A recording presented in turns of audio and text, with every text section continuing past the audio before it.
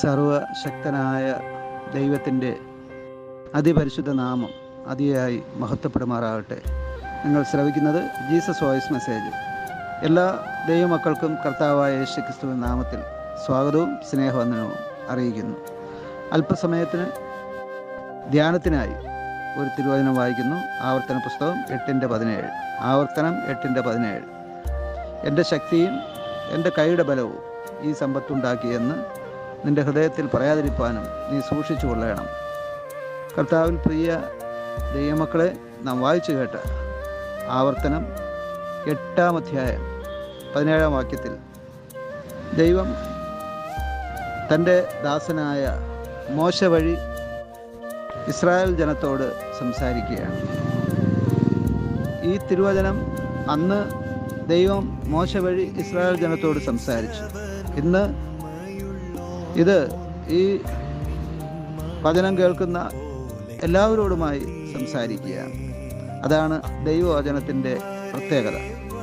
ദൈവവചനം ഏതെങ്കിലും ഒരു യുഗത്തിൽ അഥവാ ഒരു തലമുറയ്ക്ക് ഒരു വിഭാഗത്തിന് വേണ്ടിയുള്ളതല്ല.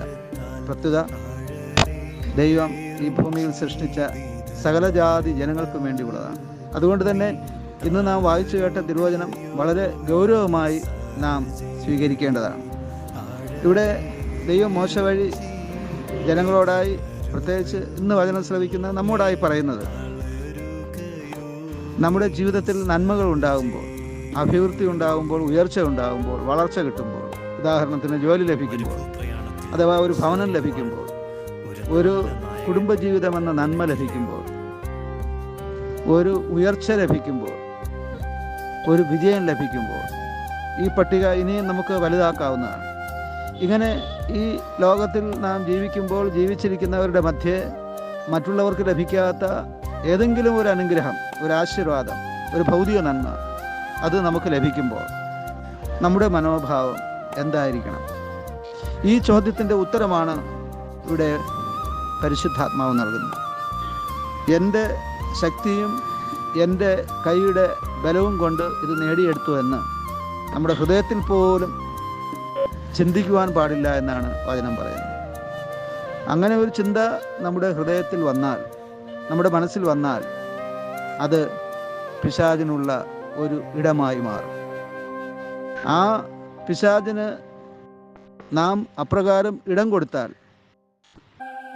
അത് ഒരു അഹംഭാവമായി, അത് ഒരു അഹന്തയായി, അത് ഒരു അഹങ്കാരമായി, അത് ഒരു ഗർവമായി, കണ്ടോ, ഇത് ഞാൻ പഠിച്ചതിൻ്റെ ഫലമാണ്, ഇത് ഞാൻ ചെയ്തതിൻ്റെ ഫലമാണ്, ഇത് എൻ്റെ കഠിന പ്രയത്നത്തിൻ്റെ ഫലമാണ്, ഇതെൻ്റെ കഠിനാധ്വാനത്തിൻ്റെ ഫലമാണ്, ഇത് ഞാൻ ഉറക്കിളച്ച് പഠിച്ചതിൻ്റെ ഫലമാണ്, ഈ കിട്ടിയ നന്മ ഇതെൻ്റെ കൈയുടെ ബലമാണ്, ഇത് ഞാൻ സമ്പാദിച്ചതാണ്, ഇതെൻ്റെ പ്രയത്നം, എൻ്റെ പരിശ്രമം, അതുപോലെ എൻ്റെ എൻ്റെ എൻ്റെ എന്ന് നാം ചിന്തിച്ചുകൊണ്ട് നാം നമ്മുടെ കരങ്ങളിൽ ലഭിച്ച നന്മ അത് നമ്മുടെ പേരിലാക്കി തീർക്കുമ്പോൾ അവിടെ ദൈവം പറയുന്നത് ഒരു ജാഗ്രത ഉണ്ടായിരിക്കണമെന്നാണ്. കാരണം ദിനവൃത്താന്ത പുസ്തകത്തിൽ പറയുന്നത് ഇങ്ങനെയാണ്: സകലവും നിങ്കൽ നിന്നല്ലോ വരുന്നത്. സകലവും എന്ന് പറയുമ്പോൾ A to Z, അഥവാ ഈ ഭൂമിയിലെ നാം ജീവിക്കുമ്പോൾ നമുക്ക് ലഭിക്കുന്ന ആത്മീകവും ഭൗതികവുമായ എല്ലാ നന്മകളുടെയും ഉറവിടം ദൈവമാണ്. കാരണം ദൈവ സൃഷ്ടിയുടെ ഭാഗമാണ് നാം. ദൈവം സൃഷ്ടിച്ചത് നാം അനുഭവിക്കുക അത്രേ ചെയ്യുന്നത്. അത് നമ്മുടെ ജീവനായാലും ശ്വാസമായാലും വെള്ളമായാലും മറ്റെല്ലാം ദൈവത്തിൻ്റെ ദാനമാണ്. അത് നാം അനുഭവിച്ചുകൊണ്ട് നാം ഈ ലോകത്തിൽ ജീവിക്കുന്നു. ദൈവം നൽകുന്ന നന്മകൾ നാം സ്വീകരിക്കുന്നു. മാത്രമല്ല, മറ്റൊരു വചനത്തിൽ സദൃശവാക്യങ്ങൾ പറയുന്നത് ഇപ്രകാരമാണ്: നിന്റെ എല്ലാ വഴികളിലും ദൈവത്തെ നനച്ചുകൊള്ളുക എന്നാണ് അവിടെ പറയുന്നത്. ഇതുപോലെ സമാനമായ പല വേദഭാഗങ്ങൾ തിരുവചനത്തിൽ നമുക്ക് കാണുവാനായിട്ട് സാധിക്കും. ഈ വചനങ്ങളെല്ലാം ഓർപ്പിക്കുന്നത് നാം നമ്മുടെ ജീവിതങ്ങളിൽ നന്മ വരുമ്പോൾ, ഉയർച്ച വരുമ്പോൾ, അഭിവൃദ്ധി വരുമ്പോൾ, എന്തെങ്കിലും അനുഗ്രഹം, ആശീർവാദം ലഭിക്കുമ്പോൾ ഇത് എൻ്റെ കൈയുടെ ബലം കൊണ്ടാണ്, എൻ്റെ കൈയുടെ ശക്തിയുടെ ബലം കൊണ്ടാണ്, എൻ്റെ താലന്തുകൾ കൊണ്ടാണ്, എൻ്റെ കഠിന പരിശ്രമം കൊണ്ടാണ് എന്നിങ്ങനെ നാം പറയാതിരിക്കാൻ സൂക്ഷിച്ചു കൊള്ളണമെന്നാണ്. അങ്ങനെ നാം സൂക്ഷിച്ചു കൊണ്ടാൽ ഒരു താഴ്മ നമ്മുടെ ഹൃദയത്തിൽ ഉണ്ടാകുവാനായിട്ടിടയാകും. അങ്ങനെ നാം ഈ വിഷയത്തിൽ സൂക്ഷിച്ചില്ലെങ്കിൽ ഈ താഴ്മയ്ക്ക് പകരം ഒരു അഹങ്കാരം നമ്മുടെ ജീവിതത്തിൽ ഉളവാകുവാനിടയാകും. അത് നാശത്തിലേക്ക് നയിക്കുകയും ചെയ്യും. ആ നാശത്തിൽ നിന്ന് നമ്മെ വിടുവിക്കുവാനാണ് നീ സൂക്ഷിച്ചു കൊള്ളണമെന്ന് ഈ വചനത്തിൽ പറഞ്ഞിരിക്കുന്നത്. ആമേൻ, ആമേൻ.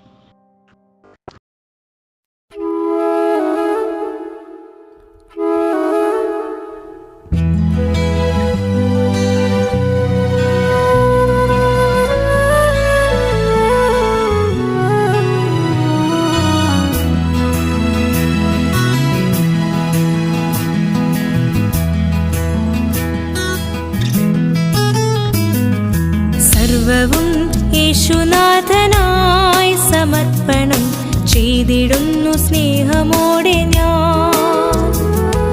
സർവവും യേശുനാഥനായി സമർപ്പണം ചെയ്തിടുന്നു സ്നേഹമോടെ ഞാൻ. എൻ്റെ ബുദ്ധിയും എൻ്റെ ശക്തിയും നീ എനിക്കു തന്നതൊക്കെയും, എൻ്റെ ബുദ്ധിയും എൻ്റെ ശക്തിയും നീ എനിക്കു തന്നതൊക്കെയും, സർവവും യേശുനാഥനായി സമർപ്പണം ചെയ്തിടുന്നു സ്നേഹമോടെ ഞാൻ. സർവവും യേശുനാഥനായി സമർപ്പണം ചെയ്തിടുന്നു സ്നേഹമോടെ ഞാൻ.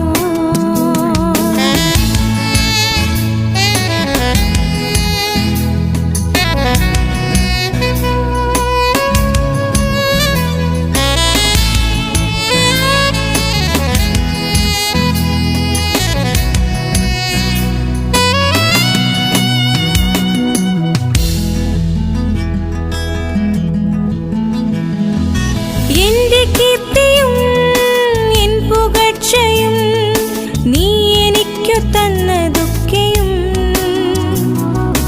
എൻ്റെ ശബ്ദവും എൻ ധ്വനികളും നീ എനിക്കു തന്നതൊക്കെയും, സർവവും യേശുനാഥനായി സമർപ്പണം ചെയ്തിടുന്നു സ്നേഹമോടെ ഞാൻ. സർവവും യേശുനാഥനായി സമർപ്പണം ചെയ്തിടുന്നു